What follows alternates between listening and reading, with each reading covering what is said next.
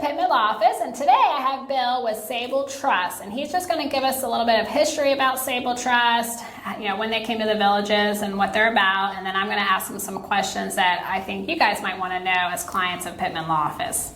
Take it away, Bill. Thanks, Amy. I'm Bill Rushin from Sabal Trust Company. We're located in Lake Sumter Landing in the Villages. Sabal Trust Company traces its history back over 30 years.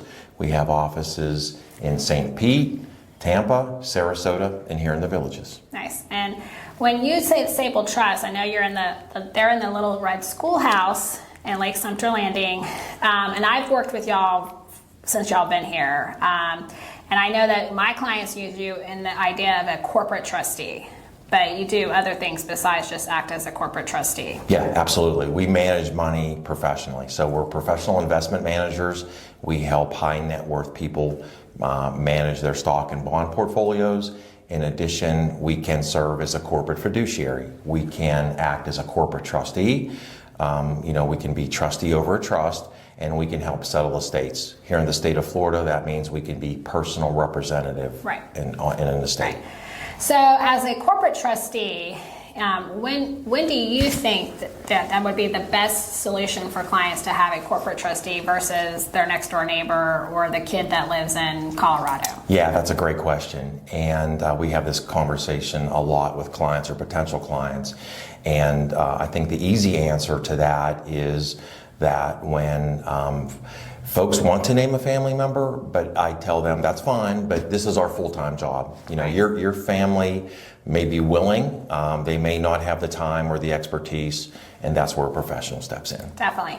So as a corporate trustee, they're the same person that I would name as a successor trustee of your revocable trust. So if I'm incapacitated or deceased, I have this trustee coming in to manage my trust assets. And this is a trustee, not power of attorney. Okay, so when we're successor trustees, you don't tend to have corporate trustees stepping in the role as power of attorney. They're going to come in and manage trust assets, which is a very big difference, because you have to make sure if you're having a corporate trustee that you actually have assets owned by your trust if you're incapacitated or when you die. But as a corporate trustee, where we see this is very beneficial to have someone who's not going to die, who's not going to become incapacitated, and who we can trust, and it's a team of people and not just one person, we're going to recommend, especially when clients are naming someone like their friend or their neighbor. That's a big ask when you're naming your next door neighbor to be managing a trust. But also when a client wants the assets to be held in trust ongoing for 5 years or 10 years or for the life of my child. So obviously a lot can happen during that time, and corporate trustees don't initially step in right when you create the trust. They're going to step in when you die or when you have an incapacity where you can't manage the assets for yourself. So I know I recommend clients having a corporate trustee when they have nobody, they have no family, no friends, or they're naming someone that maybe can't do it for a long period of time because their child is unable to manage assets.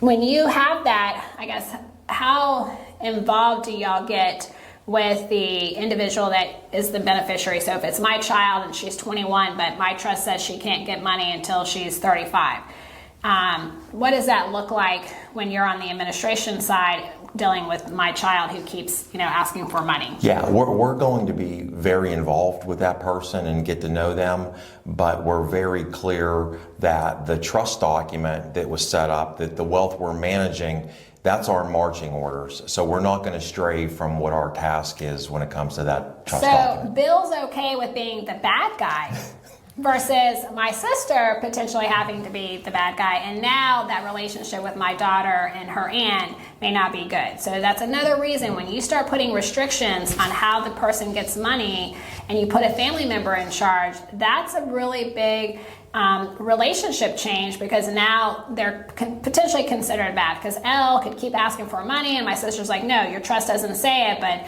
Elle knows it's her aunt, so she can keep asking. They don't have a problem doing that. They're like, nope, we are held by the terms of the trust, and this is what we're going to do. We're not going outside of it. Do you have? I agree, because it puts your family member in an awkward spot if they're controlling money for a loved one. Yeah. But I mean, And the other thing is, you don't have to have a corporate trustee if we're controlling. You could still name someone if you have, nobody to ask in this position, especially if you've outlived everybody or you've moved here and you don't have family. They'll act as the personal representative of your will or the trustee of your trust, even if you're giving all the money to charities. It's just like he said, this is their full-time job. And the other cool thing about a local trust department is they know the villages, they know the community, they know what's going on with the way that the properties are sold and how the community is set up. Especially if you become incapacitated, they're more familiar with the services that we have here. So that is one thing that we kind of recommend is if you are looking for a corporate trustee, if you're not tied already to a financial company, to look local. And that's the cool thing that Sabal has been here for, how long have y'all been in the villages? Over 20 years. Yeah. So, golf cart accessible. Yeah. Yes, golf cart accessible.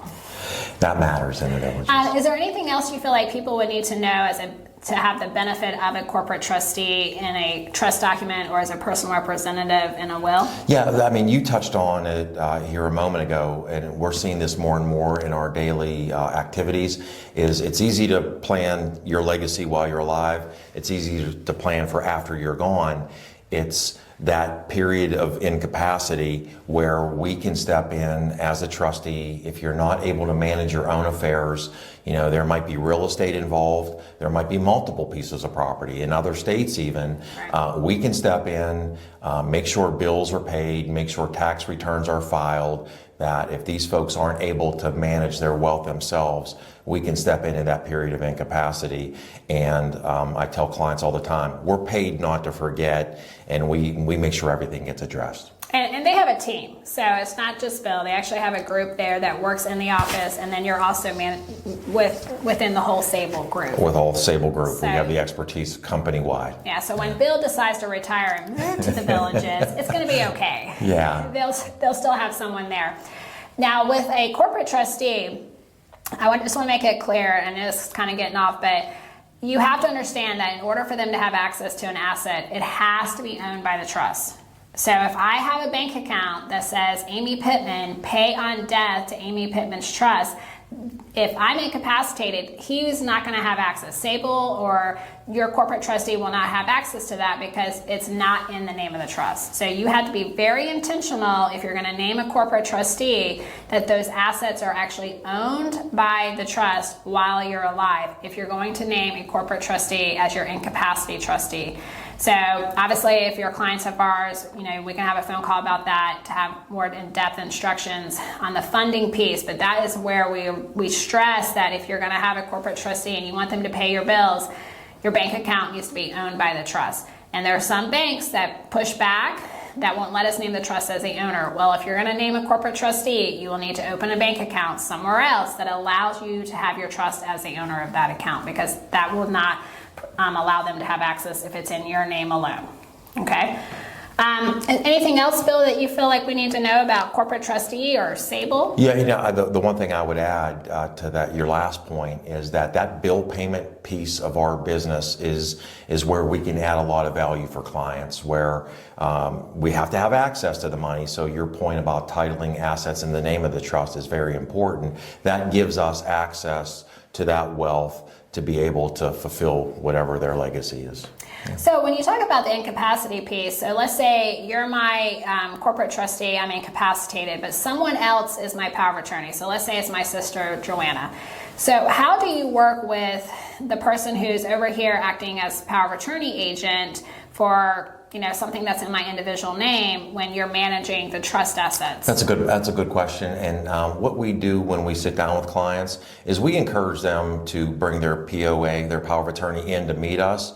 It doesn't always work out where they want to. Sometimes that's a private relationship, and we understand that. But we tell them there's a chance that we might be working closely with this individual in the future. Let's build that relationship now, so that if you are incapacitated or there's that triggering event, we can do it as smoothly as possible. And work well with that, because they're going to have to work together for some of these administrative duties when you're incapacitated. Because again, the trust is not managing everything when you're alive and incapacitated, where when you die, typically they're marshaling it in and doing everything. But when you're alive and you're incapacitated, it is a very different role that they play, and they end up having to work very closely with the person that you name as your power of attorney agent. So that's just something we've had to actually recently really explain to the person, because they think that the bank that they named as trustee was going to be able to do it all. Yeah, I mean the big hurdle we see there, especially recently with dealing with a lot of folks who are retired, are IRA assets. As your trustee,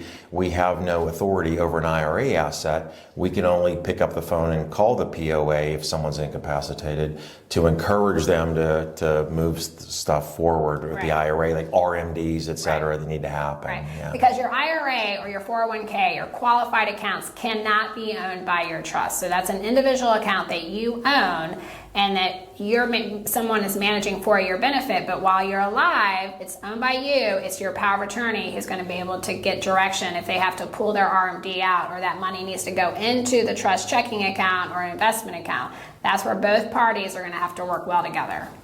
So, anything else, Bill? No, appreciate your time. It's been fun. Thanks for coming. And I just want to say we will put a lot of information, contact information in the YouTube description box.